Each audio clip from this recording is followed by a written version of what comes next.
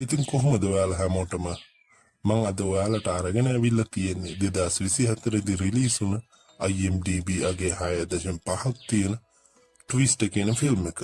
පටන් ගන්න කලින් කියන්න ඕනේ මේ ෆිල්ම් එක බේස් වෙලා තියෙන්නේ ඔල්කහෝමා කියන ඇමරිකාවේ 46 වන ප්‍රාන්තයේ සිදුවන ටොනඩෝ සිද්ධිදාමයක් සම්බන්ධව. අපිට ආරම්භයේදී පෙන්නනවා කේට් කියන තරුණිය කළු වැහි වලාවලින් පිරුණු අහසේ ඡායාරූප ගන්න ආකාරය. ඉන්පසු ඇය තමන්ගේ පෙම්වතාව හා යහළුවන්ව නින්දින් හැරවනවා වර්ධනය වන ටොනඩෝවක් ළඟම තියෙන නිසා. ඇඩි, ප්‍රවීන්, හාවි කියන්නේ කේට්ගේ යාළුවෝ, ජෙබ් කියන්නේ කේට්ගේ බොයිෆ්‍රෙන්ඩ්. ඉතින් ප්‍රවීන් ඉන්දියාවේ ළමයි. හාවි නම් ඇතිවෙන්න බීලා ඉඳලා තියෙන කලින් දවසේ රෑ. ඉතින් ඊළඟට අපිට පෙන්වන්නේ කේට් එයාලගේ සයන්ස් ප්‍රොජෙක්ට් එක ගැන වීඩියෝ රිවිව් එකක් කරනවා. කේට් සහ කණ්ඩායමේ අරමුණ වෙන්නේ කුණාටුව ඇතුළේ තිබෙන තෙතමනේ අඩු කරලා කුණාටුවේ බලපෑම අඩු වෙනවද කියන එක ටෙස්ට් කරන එක. ඉතින් මෙයාලා මේ බැරල් වල දාලා තියෙන්නේ ඩයිපර් වල තිබෙන තෙතමනේ උරා ගන්නා සුපර් ඇබ්සෝර්බ්මන්ට් පොලිමර් එකක්. ඉතින් කට්ටියම මේ විෂ රහිත කෙමිකල් කුණාටුන මුදාහරින්න යන්නේ. ඉතා ලස්සන මියුසික් එකක් බෑග්ග්‍රවුන්ඩ් එකේ ප්ලේ වෙනවා. කොපිරයිට් ඉෂුව නිසා අපිට දාන්න බෑනේ. ෆිල්ම් එකේ තියෙන සුපිරිම සෝං වල ලින්ක් ටික ඩිස්ක්‍රිප්ෂන් බොක්ස් එකේ අපි දාන්නම්. කට්ටිය දැන් කුණාටුව පිටිපස්සෙන් හමාගෙන යන ගමන් තමා ඉන්නේ. ඒ අතර කේට්ගේ අම්මගෙන් කෝල් එකක් යාට එනවා. වැඩ ඉවරයක් කළා හවසත් ගෙදර තියෙන බාබකියු පාටියට යාළුවොත් අරගෙන එන්න කියලා ඇගේ අම්මා ඇයට කියනවා. ඉතින් ඔයාලට තේරෙනවනේ මෙයාලට තියෙන සයන්ස් ප්‍රොජෙක්ට් එක හයි ස්කූල් එකේදී ඔයාලට A level වලදී තිබුණ සයන්ස් ප්‍රොජෙක්ට් එක මොකක්ද කියලා කමෙන්ට් එකක් දාගෙනම යමු නේද? හාවිට නිරිත දිගහරියෙන් කොටසක් ඕනේ කියනවා එයාගේ සෙන්සස් වලට ඩේටා ලබා ගන්න. ප්‍රවීන් නම් ඇඩිට ලව් වගේ. ප්‍රවීන්ට නම් අකුණකුත් වෙදිලක් තියෙනවලු. ඉතින් අපේ ගෙදර ඉන්න බල්ලට වහින්න කලින් දැනෙනවා වගේ කේට්ටත් වහින්න කලින්ම දැනෙනවා. කිමිකල් ටික රෙඩි කරගමු කියලා කේට් කියනවා. ජෙබ් හා කේට් මිශ්‍රණය රෙඩි කරන අතර ඇඩි ඩොරති ඔන් කරගන්න ට්‍රයි කරනවා. ඉතින් මාර ට්‍රයි එකක් දාලා ඩොරති ඔන් කරගන්නවා. ඩොරති කියන ඩිවයිස් එක ඇතුලේ සංවේදක 100 ගණනක් ගබඩා කරලා තියෙනවා. ඒ සංවේදක මගින් ඩේටා හාවිගේ ලැප්ටොප් එකට ලෝඩ් වෙනවා. ඉතින් ඔයාලට තේරෙනව නේද මේ ඩේටා වල තියෙන වැදගත්කම? ඩේටා ඉන්ජිනියර්ස්ලා මේ ඩේටා කලෙක්ට් කරලා තමයි සිටුේෂන් එක ඇනලයිස් කරන්නේ ඒවට සොලියුෂන් අරගෙන එන්නේ. ඉතින් හාවි කට්ටියටම කෑ ගහලා කියනවා පරිස්සම් වෙන්න කියලා. ඉතින් හාවි ඇරෙන්න අනිත් ඔක්කොම කුණාටුව ඇතුළට යනවා. මෙතන EF පරිමාණයක් ගැන සඳහන් කරනවා.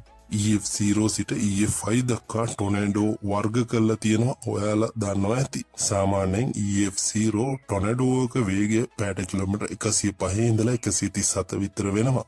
නමුත් ඒකට විශාල හානියක් ගෙන එන්න හැකියාවක් නැහැ.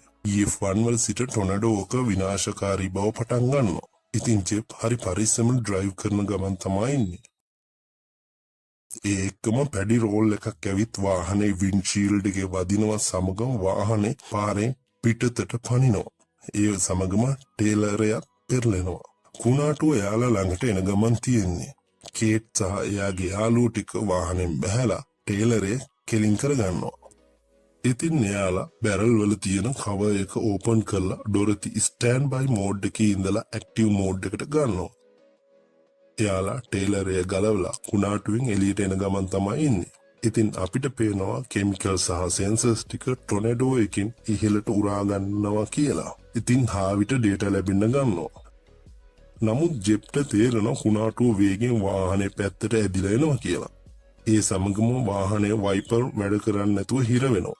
සෙන්සර්ස් ටිකෙන් ඩේටා ලැබෙනවා.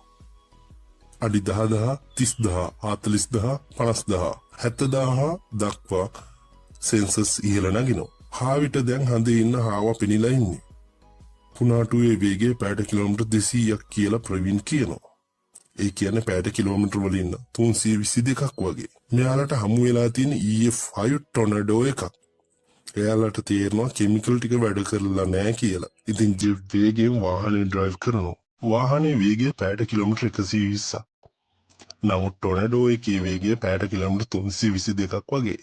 ඉතින් ඔයාලට තේරෙනවා ඇති කට්ටියම ලොකු ප්‍රශ්නයක වැටිලා ඉන්නේ කියලා. ඔයා ලංකාවේ හයිවේ එකේ යන කෙනෙක් නම් හයියෙන් වහිනකොට ඔයා යන්නේ කීයටද? 100ට යන්න බෑනේ.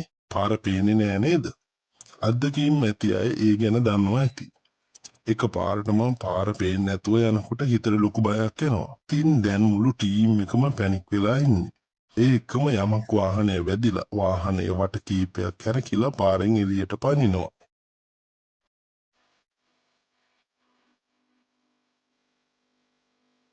ඉතින් ජෙප්ට තේරෙනවා මොකද වෙන්න යන්නේ කියලා. ටීම් එකේ කට්ටිය වාහනෙන් බැහැලා ළඟම තියෙන පාලමක් යටට දුවනවා.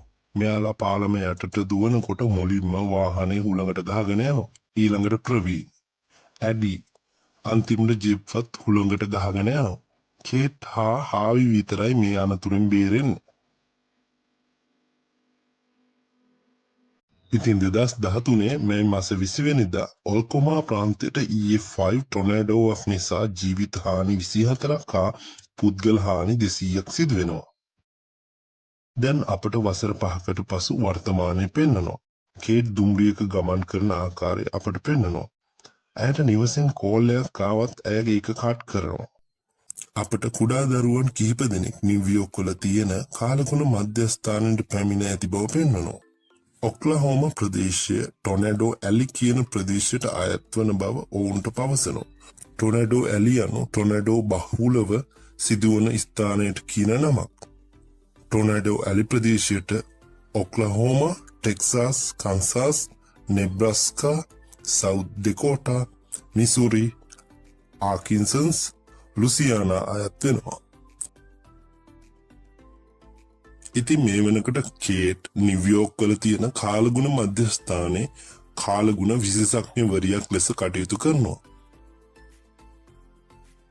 ඉතින් කේට් හමු වෙන්න හාවි අවුරුදු 5කට පස්සේ ඇවිත් ඉන්නවා. ඉතින් දෙන්න එකට මොන හරි කන්න යන්න කියලා එළියට යනවා. ඉතින් දැන් හාවි ආමියකට වැඩ කරනවා කියලා කේට් දැනගන්නවා. ඉතින් ඔහු ෆේස් ඇරේ රේඩාර් එක සම්බන්ධව කටයුතු කරනවත් කියලා දැනගන්නවා.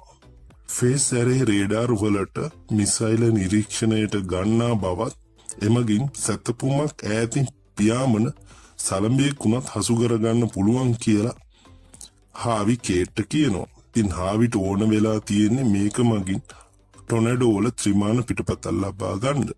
නමුත් ඔහුට කේට්ගේ උදව්ව අවශ්‍ය වෙනවා. මොකද ටොනඩෝවක් ඇතිවෙන තැන හරියටම දැනගන්න ඕන නිසා. නමුත් කේට් මේ ඉල්ලීම ප්‍රතික්ෂේප කරලා එතනින් යනවා. කේට්ගේ හිතේ තාමත් ඒ බය තියෙනවා. කේට් පිටවෙලා යන්න කලින් හාවි දෙයක් අහනවා. ඇයි අපි දෙන්න විතරක් එදා බේරුනේ? ඉතින් මේ දෙයට නම් ඉතා ලොකු ගැඹුරක් තියෙනවා කියලා ඔයාලට තේරෙනවා ඇති. කේට් රැහීනෙන් තමන්ගේ බොයිෆ්‍රෙන්ඩ්ව මතක් වෙනවා. අවුරුදු 5ක් ගියත් ඇයට ඔහුව මතක් වෙනවා. ඒ සමගම ඇය අවදි වෙනවා. හාවි මැසේජ් කිහිපයක් ඇයට එවා තිබෙනවා. ඔක්ලහෝම ප්‍රදේශයේ නැවතත් ටොනඩෝවක් නිසා හානියට පත් වෙලා තියෙන බවත් එම ටොනඩෝ කල්තබා හඳුනා ගැනීමට නොහැකි වීම නිසා සිදු වූ හානිය වැඩි බව ඇයට පවසා මැසේජ් එකක් තබා තිබෙනවා. ඉන් අනතුරු ඇය සතියකට ඔක්ලහෝමා වෙත හාවි සමග පැමිණෙනවා. ඉතින් ඔක්ලහෝමා වෙත ගිය ගමන් හාවි තමන්ගේ ටීම් එක කේට්ට හඳුන්වලා දෙනවා. ඉතින් මෙතන NASA, FEMA, NOAA, NWS එකෙන් PhD ගත්ත කට්ටිය තමයි ඉන්නේ. ඉතින් මේ ටීම් එකේ නම තමයි ස්ටෝම්පා කියන්නේ. ඒ සමගම එතනට එනවා ලූක් කොම්බස්ගේ මිලියන 51ක් අහපු සෝන් එකක් දාගෙන ටීම් එකක්. මේ සෝන් එක නම් සුපිරි එකක්. ඔයාලත් අහලා බලන්නම ඕන එකක්. ඉතින් එයාලා ආකින්ස් වල YouTube channel එකක් තියෙන කට්ටියක්. ඉතින් එයාලා ටිකක් ඕව ඇක්ටින් දඟලානා වගේ. ඒ කණ්ඩායමේ නායකයා ටයිලර් ඕවන්ස් කියලා හාවි කේට්ට කියනවා. ඉතින් මෙයාගේ නම ගහලා ටී-ෂර්ට් විකුණනවා. දැන් ඉතින් හාවි සමග කේට් වැඩේට බහින්නයි හදන්නේ. කේට්ට තනියම වෙලාවක් ඕන වෙනවා ඊළඟ ටොනඩෝ එක ඇති වෙන තැන ඉවෙන්ට් වගේ හොයාගන්න. ඇය සුළඟේ චලනය නිරීක්ෂණය කරනවා අපිට පේනවා. ඉතින් ටයිලර් කේට් ගාවට ඇවිත් පොඩි නෝන්ඩියක් දානවා. ඉතින් මේ වෙලාවේ කේට් ටයිලර්ට දිරපු ළමුවක් දෙනවා. ඉතින් දැන් ටීම් එක පිටත් වෙනවා. හාවි හා කේට් ටොනඩෝ එක සමීපයට ලං වෙනවත් සමග හාවි ටීම් එක ස්ථානගත කරනවා. ඉතින් වාහන 3ක් ටොනඩෝ එක ස්කෑන් කරන්න අවශ්‍ය වෙනවා. ඒ දත්ත විසෙට් කියන වාහනේ පද්ධතිය මගින් ලබා ගන්නවා. ඉතින් මෙතන ටයිලර් හා එයාගේ ටීම් එක ස්ටෝම්පා ටීම් එකට වෙට්ටුවක් දාලා වාහනේ ඉස්සර කරනවා. ඒ නිසා කේට් හා හාවිගේ වාහනේ පාරින් එළියට විසි වෙනවා. හාවි නැවතත් පාරට එනවා. ඉතින් ටයිලර් ගාල කඩාගත්ත හරකෙක් වගේ පාරෙන් එළියට පැනලා ටොනඩෝ පිටිපස්සෙන් යනවා කියලා අපිට පෙන්නනවා. ඒ සමගම වින්ඩ් ටර්බයින් එක ගිනි ගන්නවත් කියලා අපිට පෙන්නනවා. මේ වෙලාවේ ටයිලර්ගේ වාහනේට අයිස් කැට වැටෙන ගමන් තමයි තියෙන්නේ. ඒ අතර වින්ඩ් ටර්බයින් එකේ එක බ්ලේඩ් එකක් ගැලවිලා ඇවිත් ටයිලර්ගේ වාහනය ළඟම වැටෙනවා. ටයිලර් ඉතින් වැඩ දාලා බේරෙනවා. ඉතින් මෙයාගේ වාහනේ තඩි හාවෙක් වගේ පැන යන ගමන් තමයි ඉන්නේ. කේට් හරියටම පෝටබල් රේඩාර් එක සවි කර යුතු තැනට එනවා. මේ වෙනකොට හාවිගේ ටීම් එක ඇරෙන්න අනිත් ටීම් දෙකම පෝටබල් රේඩාර් හයි කරලා ඇක්ටිව් කරලත් ඉවරයි. නමුත් කේට් පැනික් වෙලා ඉන්නේ. ඉතින් ඒ නිසා කේට් හා හාවිට රේඩාර් එක හයි කරගන්න බැරි වෙනවා. ඉතින් මේ වෙලාවේ ටයිලර් එතනට ඇවිත් පොඩි චාට් එකක් දාලා යනවා. ටයිලර් ටොනඩෝ එකේ මැදට ගිහින් එයාගේ මල් වෙඩි සංදර්ශනය පටන් ගන්නවා. මේ සංදර්ශනය කේට් හා හාවි ඈතින් ඉඳන් බලන් ඉන්නේ. ඉතින් ඊට පස්සේ කේට් හා හාවි රැට නවතින තැනට යනවා. ඉතින් එතනදී ටයිලර්ට කේට්ව හමු වෙනවා. දුන්න දිරච්ච ලණුව ගැන කේට් ටයිලර් මතක් කරලා දෙනවා. ඉතින් ටයිලර්ගේ ටීම් එකේ කට්ටිය විශ්වවිද්‍යාලයකින් කාලගුණ විද්‍යාව පිළිබඳ උපාධියක් ගත්ත අය නෙමෙයි. ඉතින් අපිට අනිත් දවසේ සිදුවන සිදුවීමක් පෙන්නනවා. හාවි හා ඔහුගේ MIT හවුල්කරුවා මාෂල් රික් කියන ආයෝජකයා සමග චැට් එකක තමයි ඉන්නේ. ඉතින් අපිට පේනවා හාවි දත්ත මාෂල්ට විකුණනවා වගේ. ඔහු යම්කිසි මූල්‍යමය වාසියක් වෙනුවෙන් මේ දත්ත ලබා ගන්නයි යන්නේ. ඉතින් මෙතනදී කේට්ව හමු වෙන්න ටයිලර් ආයෙත් එනවා. ටයිලර්ට ඕනේ කේට් එක්ක කතා කරන්න. කේට් ආයෙත් ටයිලර්ට ලණුවක් දීලා එතනින් පැන ගන්නවා. ලොකු ටොනඩෝවක් එනවා කියලා කේට් තමන්ගේ ටීම් එකට කියනවා. ඒ වගේම ඒ කතාවම ටයිලර් තමන්ගේ ටීම් එකට කියනවා. ටයිලර්ගේ ටීම් එක ඩ්‍රෝන් එකක් එයාබෝන් කරනවා. ඉතින් ටයිලර් හා කේට් තියෙන්නේ ටොනඩෝවක් ඇතිවීම සම්බන්ධව එකම අදහසක් කියන එක අපිට පෙන්නනවා. සාමාන්‍යයෙන් ඔක්ලහෝමා වල ටොනඩෝවක් ඇති වෙන්නේ ගල්ෆ් ඔෆ් මෙක්සිකෝ වලින් පැමිණෙන උණුසුම් වාතය හා කැනඩාව සහ රොකී කඳුවැටින් හමාගෙන එන සීත ධාරා එකට ගැටීමෙන් කියන එක අපිට පැහැදිලි වෙනවා. නමුත් එකපාරටම එයාලා ඉස්සරහින් ටොනඩෝ දෙකක් හමු වෙනවා. ටොනඩෝවක බලය අඩු වෙලා නැති වී යන බවත් අනෙක් ටොනඩෝ වර්ධනය වෙන බවත් ටයිලර් ටීම් එකට පවසනවා. මේ අතර ටයිලර් හා කේට් වර්ධනය වෙන ටොනඩෝ එක හඳුනා ගැනීමට අවශ්‍ය වෙනවා. කණ්ඩායම් දෙකම දකුණට හරවන්න උත්සාහ කරනවා.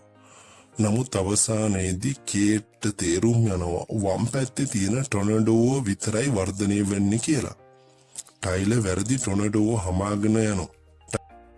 ටයිලර් පිටිපස්සෙන් හබාගෙන ගිය ටොනඩෝ දුර්වල වී නැති වෙලා යනවා. ඒත් එක්කම ටයිලර්ගේ ලයිව් ෂෝ එක ඉවරයක් වෙනවා. ඉතින් මේ වෙනකොට හාවිගේ ලයන් ටීම් එක ඇරෙන්න අනිත් ටීම් දෙකම පෝටබල් රේඩාර් හයි කරලා ඇක්ටිව් කරලා ඉවරයි. හාවි හා කේට් ත්‍රිමාන පද්ධතිය සම්පූර්ණ කරනවා. ඔවුන්ට අවශ්‍ය කර තිබු දත්ත ඔවුන්ට දැන් ලැබෙනවා. නමුත් හාවි සවිකරන ලද පෝටබල් රේඩාර් එක ටොනඩෝ නිසා ගැලවී යනවා. ඉතින් මේ අතර හාවි හා කේට් ටොනඩෝ එකට අහු වෙන්නයි යන්නේ. ඉතින් මෙයාලා දෙන්න බොහොම අමාරුවෙන් එතනින් ගැලවෙනවා. කේට් මේ වෙලාවේ පේනවා ටොනඩෝ එක පොඩි ටවුන් එක පැත්තට ගමන් කරනවා කියලා. ඉතින් එයාලා ටවුන් එකේ අයට උදව් කරන්න යනවා. ඉතින් මේ වෙලාවේ හාවි හමු වෙන්න මාෂල් රික් එනවා. එයාලා විනාශ වුණු නගරයේ මිනිස්සු සමග කතා කරනවා. ඉතින් මෙතනදී ටයිලර් හා කේට් නැවත හමු වෙනවා. එයාලාගේ කතා බහ රණ්ඩුවකින් තමයි ඉවර වෙන්නේ. ඉතින් කේට් තේරෙනවා මෙතන මොන හරි ප්‍රශ්නයක් තියෙනවා කියලා. නමුත් කේට් මෙතනින් යන්න හදනකොට ටයිලර්ගේ ටීම් එකේ ටීම් මෙම්බර් කෙනෙක් කෑම ටිකක් ඇයට ගෙනත් දෙනවා. නමුත් කේට් අතේ සල්ලි නෑ කියලා එයා කියනවා. ඉතින් ඒ කෑම සල්ලි වලට දෙන්නේව නෙමෙයි කියලා ඒ ටීම් මෙම්බර් කියනවා. ඉතින් මෙතන ලොකු අවුලක් තියෙනවා කියලා කේට්ට දැනෙනවා. ඉතින් කේට් රූම් එකට ගිහින් මාෂල් රික් ගැන සර්ච් කරනවා. මිනිහා ඉඩම් බිස්නස් කාරයෙක්. ඒත් එක්කම රූම් එක ගාවට ටයිලර් ඕවන්ස් එනවා. ඉතින් ටයිලර් කේට්ට කැමති වගේ. ඉතින් මේ දෙන්නම කවුබෝයිලගේ සෙල්ලමක් බලන්න යනවා. ඉතින් ඒ වෙලාවෙදි එයාලා දෙන්න එකිනෙකව හඳුනා ගන්නවා. ටයිලර් මේ සෙල්ලම කරලා තියෙනවා කියලා කේට්ට කියනවා. ඒ සමගම එතන තියෙන කාල ගුණය වෙනස් වෙනවා. ඉතින් පොඩි වෙලාවක් යන්න කලින් අනුතුරු සංඥා නාද වෙනවා. ඉතින් එතන සම්පූර්ණ කාල ගෝට්ටියක් සිද්ධ වෙන්නේ. ඉතින් මේ අතර කේට් බිම්මාලක් තියෙන බිල්ඩින් එකක් හොයාගන්න try කරනවා. ඒ අතර අපිට පේනවා මුළු ක්‍රීඩාංගණයම දිව්‍ය ලෝකෙට අරගෙන යනවා කියලා.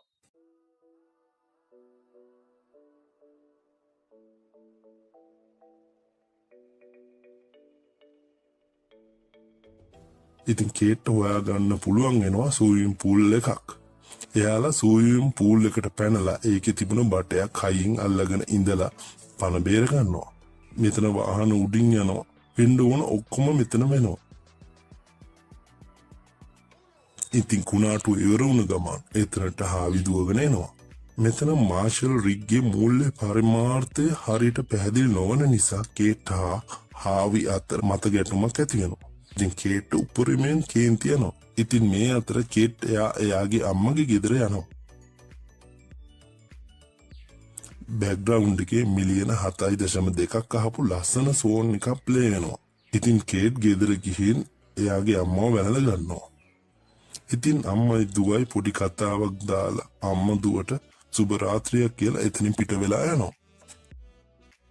ඉතින් උදේම කේට් තමන්ගේ පොඩි කාලේ සයන්ස් ප්‍රොජෙක්ට් එක තිබුණු ලැබ් එකට යනවා.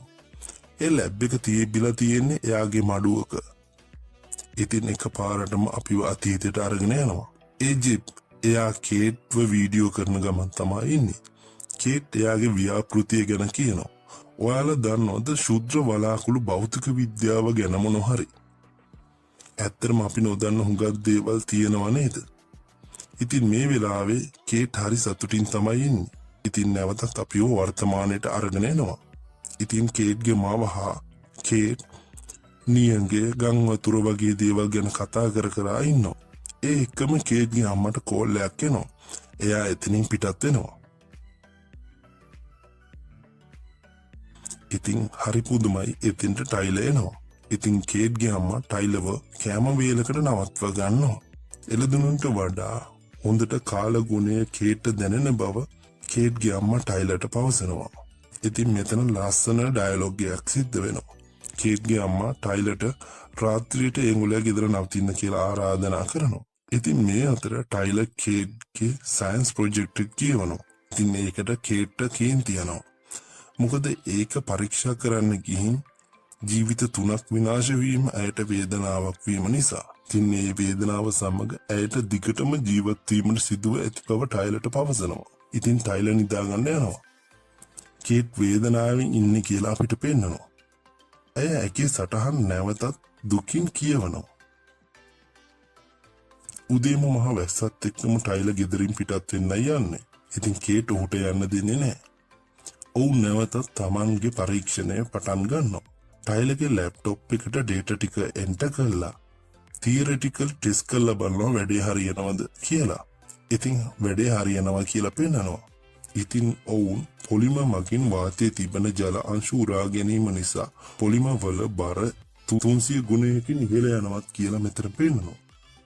ඒ නිසා වාතයේ ඉහළට ඇද ගැනීමේ වේගයද අඩු වෙනවා. ඒ වගේම පොලිම අංශු වල තෙතමනය නිසා ඉහළ අවකාශයේ තිබෙන උණුසුම් ස්වභාවය නැති වෙලා ටොනැඩෝ අකර්මාන්‍ය වෙනවත් කියලා මෙතන අපිට කියනවා. ඉතින් ටයිලර් හා කේට් මේක ප්‍රැක්ටිකලි ටෙස්ට් කරන්න යන්නේ. ගබඩාවේ තිබූ පොලිමර් පටවාගෙන කුණාටුවක් දිසාවට ඔවුන් ගමන් කරනවා. ඉතින් මේ දෙන්නට EF1 ටොනැඩෝ එකක් හමු වෙනවා.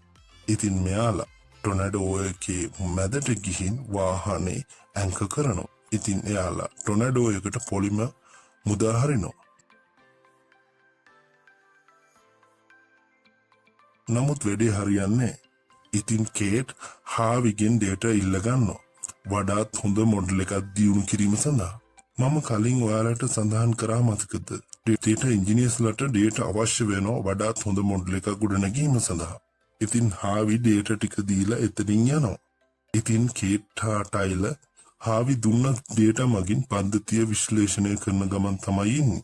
වාතයේ තිබෙන ජල බිඳු සෝඩියම් පොලි ඇක්‍රිලේට් වලින් උරාගත්තත් ආර්ද්‍රතාවයේ තිබෙන ජල වාෂ්ප වෙනස් නොවන නිසා තවදුරටත් ජලය අවක්ෂේප කිරීමක් ඔවුන්ට අවශ්‍ය වෙනවා. ඒ සඳහා ඇය සිල්වර් අයඩයිඩ් යෝජනා කරනවා. මේ සිල්වර් අයඩයිඩ් ඔයාලා දන්නවනේ කෘත්‍රිම වැහි ඇති කරන්න යොදා ගන්න බව. ඉන්පසු ඔහු ඇය මවට සමුදී ගොවි පළන් පිටත් වෙනවා. ඉතින් ටයිලර් එයාගේ යාළුවන්ට කතා කරනවා. ඉතින් මේ වෙලාවේ ටයිලර් එයාගේ කට්ටියට කේට්ව අඳුන්වලා දෙනවා. එයාලා අඩි 40ක් දිග ටේලරයක් ගන්නවා. ඉතින් මේ වෙලාවේ ටයිලර් YouTube එකේ ලයිව් එකක් දෙන ගමන් තමයි ඉන්නේ. ඉතින් කේට් කඳු මුදුනට වෙලා බලාකුළු දිහා ආයෙත් බලන් ඉන්නවා. කේට්ට දැනෙනවා ආයෙත් ටොනඩෝ එකක් හැදෙන්නයි යන්නේ කියලා. මේ අතර හාවිගේ ටීම් එක මේ අලුත්ෙන් ඇති වුණු ටොනඩෝ එක හමාගෙන යන ගමන් තමයි ඉන්නේ. ටයිලර් අඩි 40ක් දිග ටේලරය ඇදගෙන යන ගමන් තමයි ඉන්නේ. මේ අතර හාවිගේ ටීම් එක ටයිලර්ගේ වාහනයට ඉස්සරහින් ගමන් කරනවා. වාහන දෙකම ටොනඩෝ එකට ඇතුල් වෙනවා. කේට් ඩොප්ලර් ඩේටා නැති වෙලා යනවා. කේට් UAV එකෙන් ඩේටා ඉල්ලනවා. නමුත් ඩ්‍රෝන එකට අකුණක් වැදිලා ඒකත් ක්‍රියාවිරහිත වෙනවා. ඉතින් ටයිලර්ගේ වාහනයට ඉදිරියෙන් හාවිගේ වාහනය යනවා. ඉතින් හාවිගේ MIT පණ්ඩිතයා දිගටම යමු කියනවා. හාවිට පාර පේන්නේ නැති නිසා වාහන එකපාරටම පාර අයිනේ නවත්තනවා. ඒ සමගම හාවිගේ වාහනය කුණාටුවට අහුවෙලා පෙරලෙනවා. ඒ වෙනදී කේට්ට ඈත ඉඳලා පේනවා. මේ අසල පිහිටි ඔයිල් රිග් ස්ටේෂන් එකක පිපිරීමක් හටගන්නවා. ඉතින් මේ නිසා ටයිලර් මුළු ටීම් එකම රිවර්ස් කරනවා පාර දිගේ පිටිපස්සට. ඒ අතර හාවිගේ වාහනේ නැවතත් රෝද අතර බීමට එනවා. කලින් රෝද අතර උඩනේ තිබ්බේ. ඉතින් හාවි වෙන පාරකින් එතනින් ඉවත් වෙනවා. ඉතින් ඒ පාරම භාවිතා කරලා ටයිලර්ත් එම ස්ථානයෙන් ඉවත් වෙනවා. ඉතින් ඒ අතර නගරයට අනතුරු සංඥා නිකුත් වෙනවා. මේ අතර නගරයේ දෙසට ටයිලර් හා කේට් ඇතුළු පිරිස යනවා. ඉතින් MIT එකේ පණ්ඩිතයා හාවි එක්ක ප්‍රශ්නයක් ඇති කරගන්නවා. ඉතින් හාවි MIT එකේ පණ්ඩිතයව පාර මැද දාලා වාහනෙන් යනවා. ඉතින් අපිට දැන් පේනවා නගරේ තියෙන සියලුම සැහැල්ලු දේවල් ටොනඩෝ එක දෙසට ඇදිලා යනවා කියලා. ඉතින් නගරේ ඉන්න සියලු දෙනාම ෆිල්ම් හෝල් එකට රැගෙන යනවා. මේ අතර නගරයට ටොනඩෝ එක ඇතුල් වෙනවා. ටයිලර්ට සිදු වූ අනතුරක් නිසා එයාගේ කකුල ලෑල්ලකට යට වෙලා තමයි තියෙන්නේ. මේ වෙලාවේදී කේට් ඔහුට උදව් කරන ගමන් තමයි ඉන්නේ. මේ අතර ටොනඩෝ එකේ පාවෙලා එන ඔයිල් රිග් එකක කොටසක් වතුර ටැංකියේ වදිනවා. කේට් සහ ටයිලර්ගේ ඇඟට මේ වතුර ටැංකිය පෙරලෙන්නයි යන්නේ. අමුත් හාවි පැමිණ කේට් උදව් කරනවා. ඉතින් මෙයාලා තුන්දෙනා චිත්‍රපට ශාලාවට දුවනවා. මේ චිත්‍රපට ශාලාව සාදා ඇත්තේ බිම් මහලක නොවන අතර එය ටොනඩෝ වලට ඔරුත්තු නොදෙන බව හාවි පවසනවා. ඉතින් අපිට පෙන්නනවා මේ ෆිල්ම් හෝල් එකේ කොටසක් කඩා වැටෙන ආකාරය. මේ අතර කේට් ටයිලර්ගේ වාහනය අරගෙන කුණාටුව මැදට යනවා. ඉතින් මේ වෙනදී ටයිලර් ඈත ඉඳලා බලාගෙන ඉන්නේ. කේට් වාහනේ ඇන්කර් කරලා සිල්වර් අයඩයිඩ් අහසට විදිනවා. ඉතින් මේ අතර කුණාටුව නිසා ෆිල්ම් හෝල් එකේ විශාල කොටසක් කඩා වැටෙනවා. කේට් මේ වෙලාවේ කෙමිකල් බැරල් වල කවර් එක ඕපන් කරන්න try කරනවා. නමුත් ඒක වැඩ කරන්නේ නැහැ. නමුත් කේට් දිගින් දිගටම උත්සාහ කරනවා. මේ අතර ෆිල්ම් හෝල් එකේ බිත්තිය හුලකට ගලවගෙන යනවා.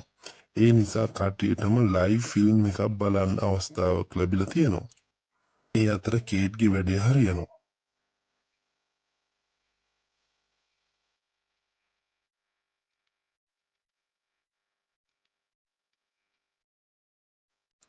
නමුත් කේට්ගේ වාහනේ ටේලරේ ගැලවී යාම සමගම වාහනය ඇංකර් වලින් ගැලවිලා යනවා.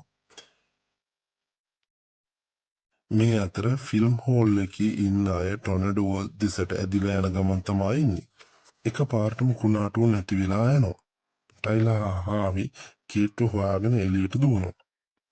කේට් බොහොම අමාරුවෙන් පෙරළුණු වාහනෙන් එළියට එනවා.